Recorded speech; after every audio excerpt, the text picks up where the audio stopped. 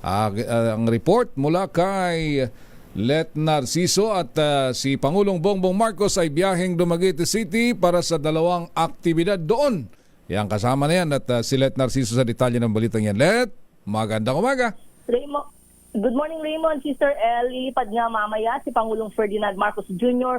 patungong Dumaguete City para silipin ang trabaho para sa Pilipinas ng DOLE at DSWD. Una nang sinabi ng Pangulo na gagawin sa buong bansa ang job fair program ng gobyerno para lahat ay mabigyan ng oportunidad na makahanap ng mapapasukang trabaho. Pagkatapos nito ay muling sasamahan ni Pangulong Marcos ang mga kandidato sa pagkasenador ng administrasyon. Gaganapin ang campaign rally ng Alyansa para sa Bagong Pilipinas sa Mariano Perdices Coliseum sa Dumaguete. Pero bago ang mga yan, may iba pang schedule ang presidente ngayong umaga sa Malacanang. Pangungunahan niya ang panunumpa ng mga bagong promote na general at flag officers ng AFP at Foreign Free Commission Training Institutions graduates.